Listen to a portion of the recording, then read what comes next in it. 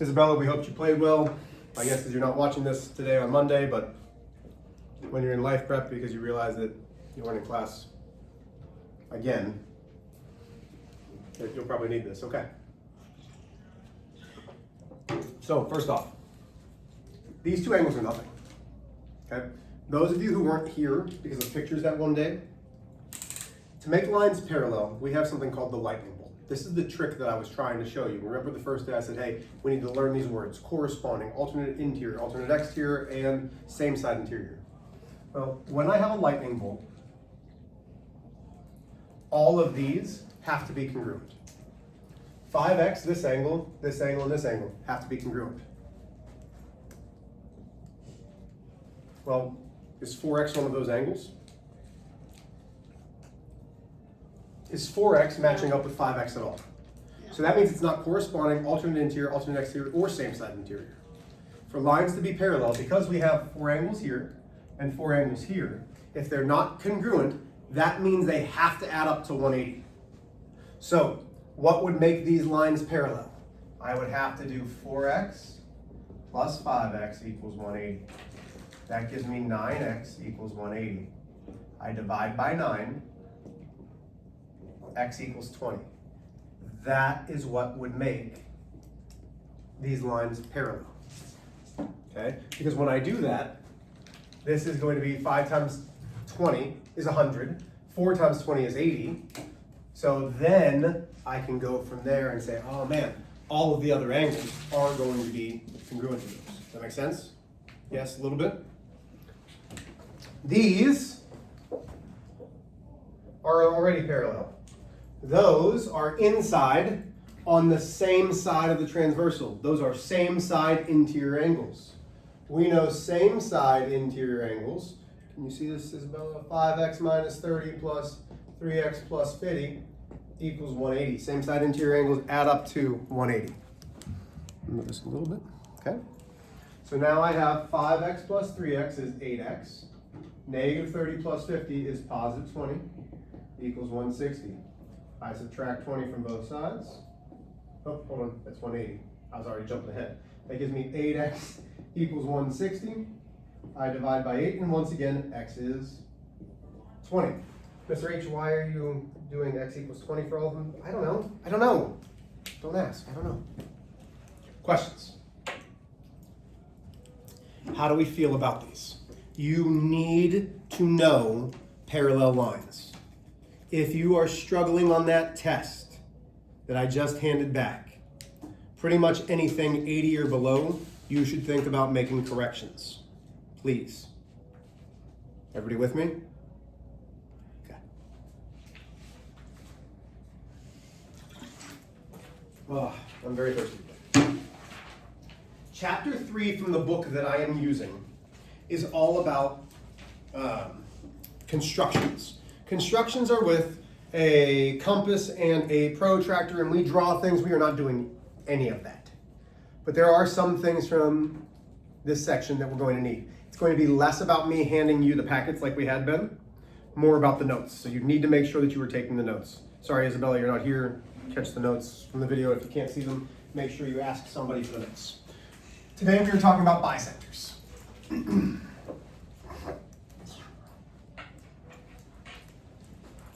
So, we talked about a lot of things in chapter 1. If you go back and you actually look at all of chapter 1, we probably talked about 50 to 60 types of definitions. We had that many different terms that we learned about in geometry. And here's what I know that's different from algebra to geometry and why a lot of students struggle. You're learning a new language. There are a lot of new words that you have to know what they do in order to solve the next thing. That's very different than algebra. Algebra was solve the equation. If you know how to solve an equation, you can do everything else. And that really is what's happening, okay?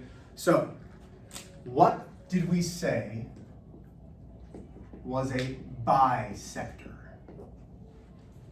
And we can break this word down a little bit, okay? So right now we are in chapter 3. This is actually section 3.2. But you don't need to know any of that. This is chapter 3. So we're going to have a chapter 3 test at some point, probably next week. Or we might just do all quizzes in chapter 3, I don't know yet. What do we mean by the word bisector? So let's break the word down. The prefix bi means two. Okay? So it's going to be two of something. What did we say a bisector did? If it's two, go ahead. Wasn't it like in the middle? Yeah. A bisector cuts something in half.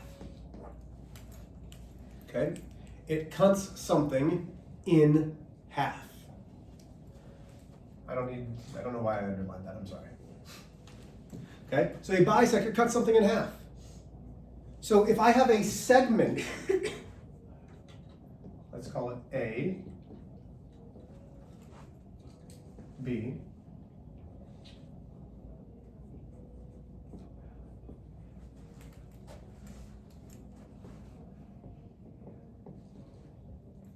M is the midpoint. We'll call this line L.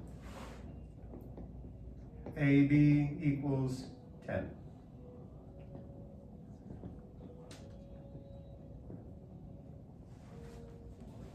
Okay. We'll worry about the test later. Let's focus on what we're doing now. So if AB, so Mr. H, you silly goose, segment AB doesn't equal 10. AB equals 10. What is AM? What is MB? If M is the midpoint, what is AM? What does midpoint mean? Middle point. Huh? Middle. Yeah, the middle point. It's in the middle of this segment. This then becomes a segment bisector. It's cutting it in half. Because the middle is the halfway point. So if the whole thing is 10, what is AM? 5. What is MB? 5. We know these are congruent. Everybody with me? Okay.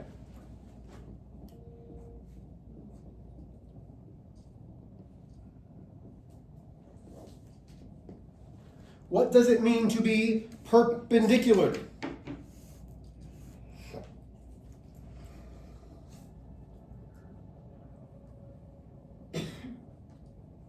What does it mean when something is perpendicular?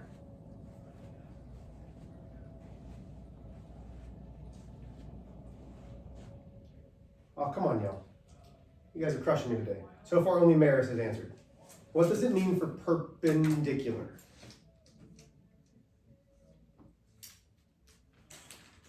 Go ahead. You don't know? Yes, you do. Yes, you do. It intersects to form a blank angle. Oh, right angle. Good. Oh, I do know it. Yeah. So, perpendicular means that something's meeting and forming a 90-degree angle. So, I can have this. So, A, C, B. AC is perpendicular to BD. So I can say AC is perpendicular to BD. Okay? Everybody with me? So now we're going, can you see that, Isabella? I hope so. Okay. So now we're going into what we're actually meant to do today, because those were all things that we talked about in chapter 1. Not that I would expect you to remember that at all. No, no, no. We were talking about a perpendicular bisector.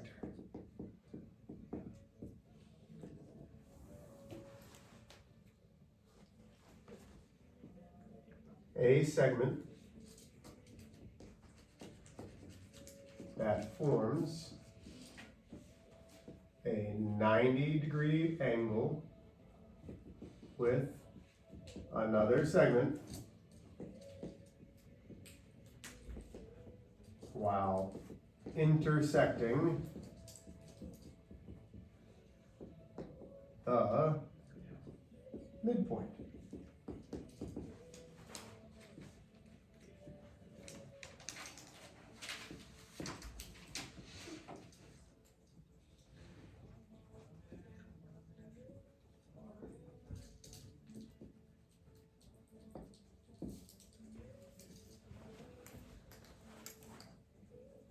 Okay, I would say line KM is a perpendicular bisector.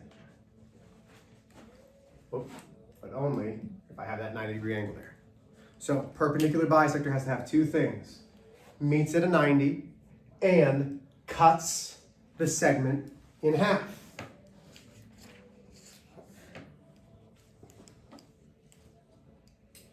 Okay, I'll give you time to copy that down.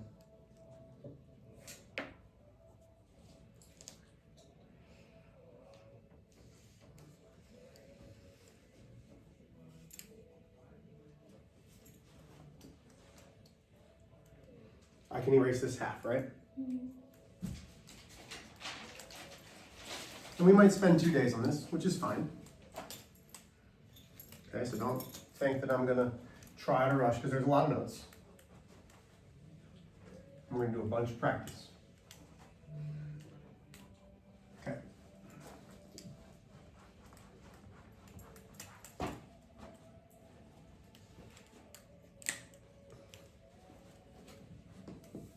So things in geometry that are special are called conjectures. Okay? Do you remember what we said was the conjecture? That was based off of all of these things we know this thing to be true. So if I start counting 1, 2, 3, 4, 5, 6, 7, 8, 9, 10, what's the next number? 11, right? Because we know that based off of the pattern, it's going to be true. This is called the perpendicular bisector conjecture. I don't care if you know this or not as far as the name, but you need to have it highlighted. If a point is on the perpendicular bisector of a segment, then it is, we're going to use this new word, I think we've used it before, equidistant. Do you remember hearing the word equidistant? Means equal distance, the same distance. So equidistant from the endpoints. Okay, copy that down and then we're going to do a couple examples.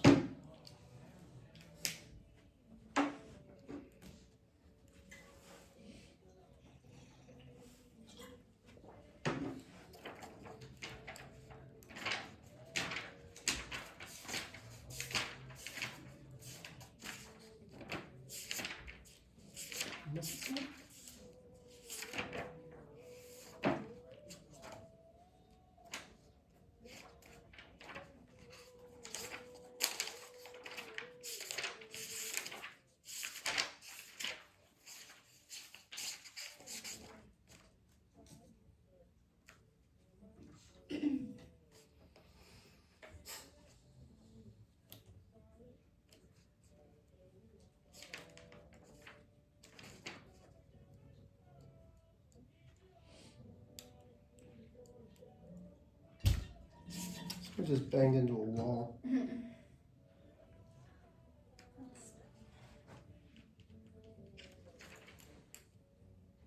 Don't care. Okay. So, we have this copied down. Here's our example. So we have A, B,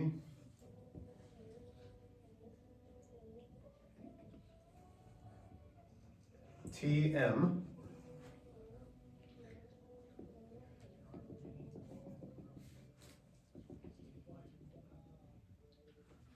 Okay.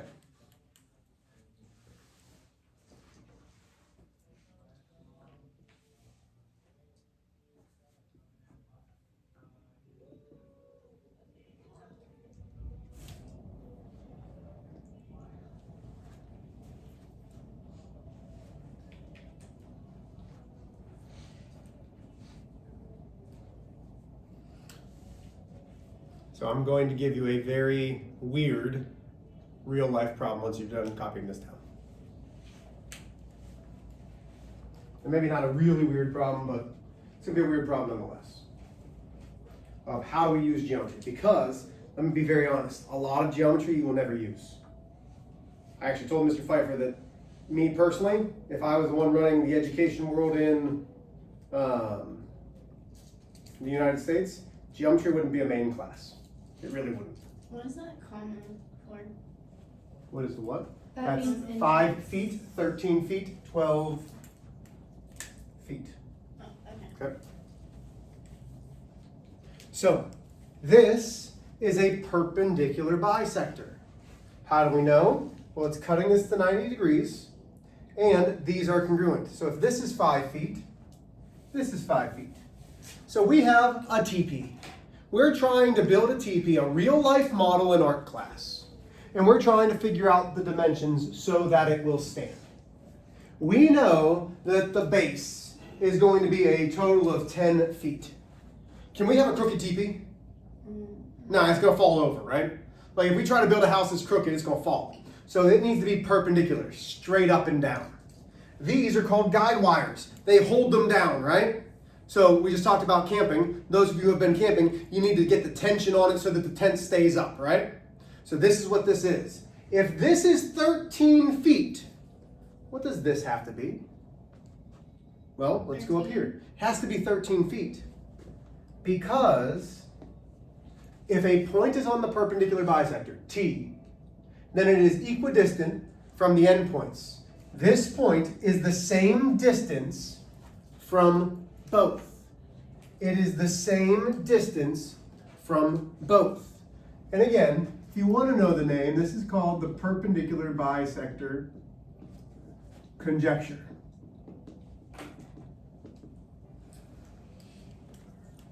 Okay? But that's going to be important. With me so far. Okay. Why am I in chapter? Yeah, I'm not there. Okay. So now let's go to the next one. Stay there. May I erase this? I don't want to go too fast. So, hey, Mr. H, I'm not done copying something. I'll slow down for y'all, okay?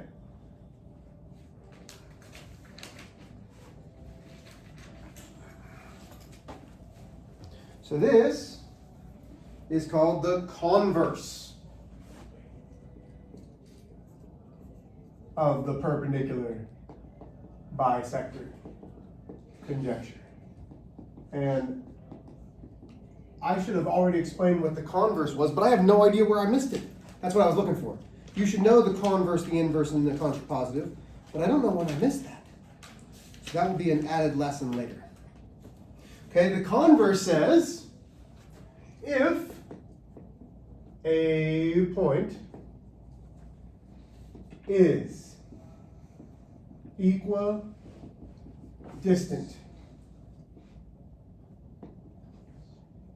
from the endpoints,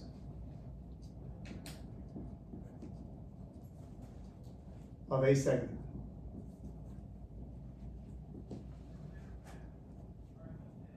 then it is on the perpendicular bisector of the segment.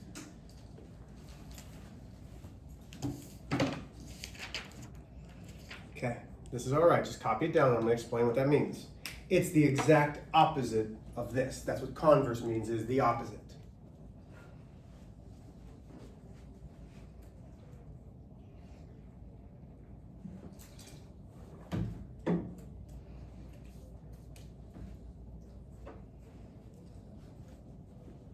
I know how. Not right now. Can you wait until we're done? Okay.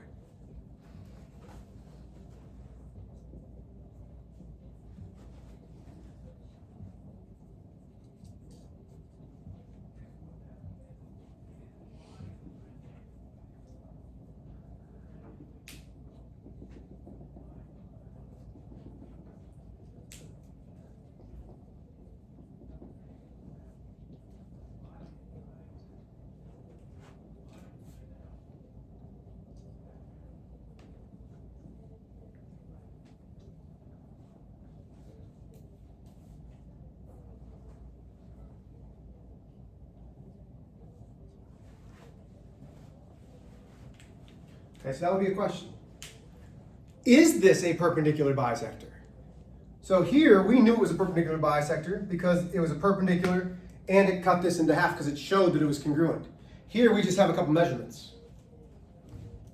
So copy it down and then let me walk you through it.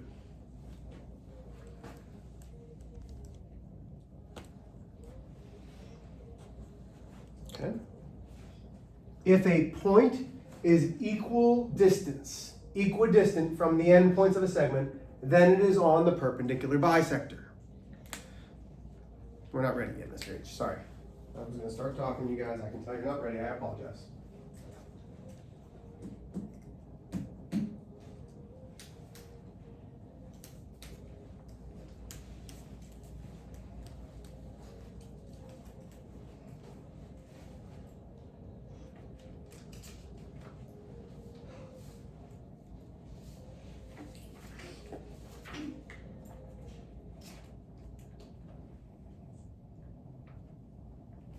Okay, so if a point is equidistant from the endpoints, this point to the endpoints here, right? Here's my endpoints.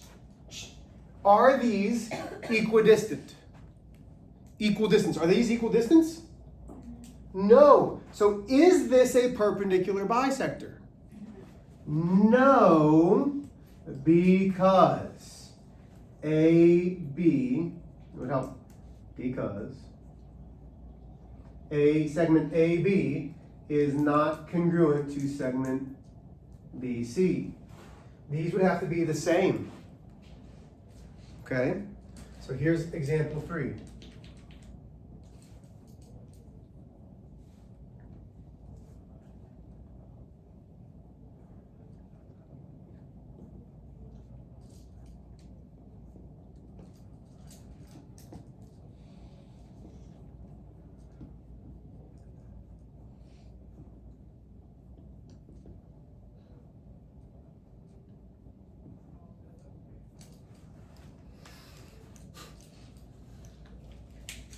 Okay.